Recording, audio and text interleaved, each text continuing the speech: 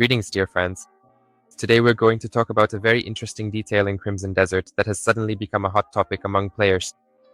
The thing is, the game will feature a fully functional mechanical suit called the ATAG. And to be honest, that's the last thing you'd expect to see in an RPG like this.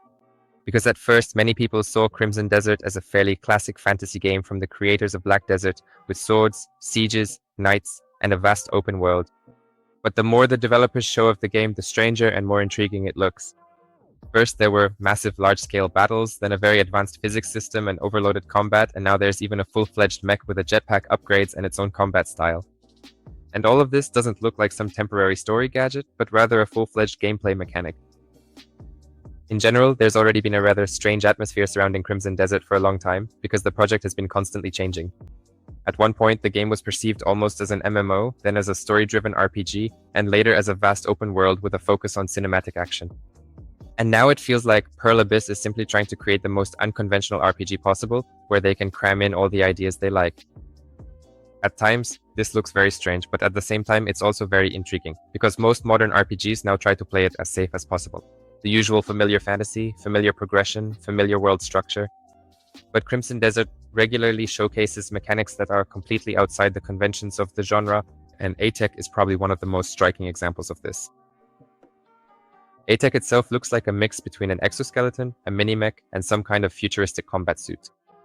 Judging by the features shown, it's equipped with a jetpack, boosters, and long-range weaponry. And this isn't just a cosmetic mechanic for the sake of a few flashy scenes.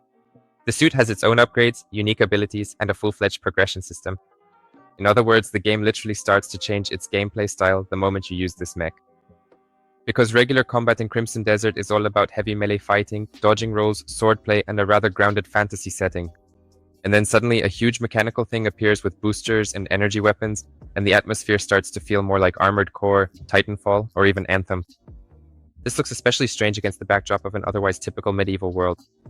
In one scene you see castles, knights, and fortress sieges, and in the next you have what is essentially a full-fledged combat robot. It's precisely because of this contrast that ATAG is being discussed so much right now. The most interesting thing is that apparently getting ATAG won't be that easy. The developers clearly intend to make the mech something like late game or end game content.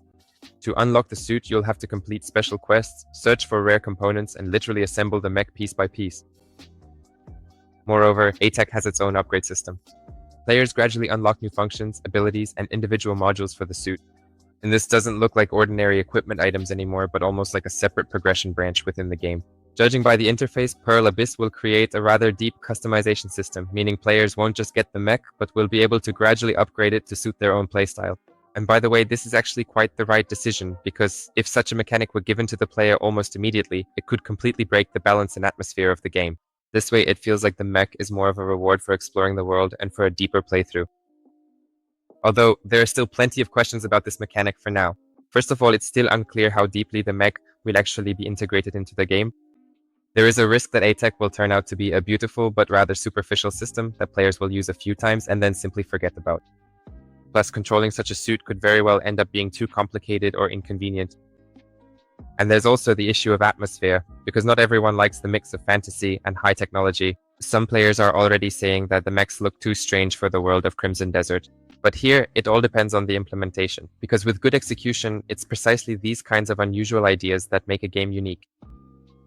For now, Crimson Desert looks like one of the most unusual RPG projects in recent years, and the more information comes out about the game, the stronger the feeling that Pearl Abyss is trying to create not just another fantasy title, but the most bizarre and memorable action game with a ton of unconventional mechanics.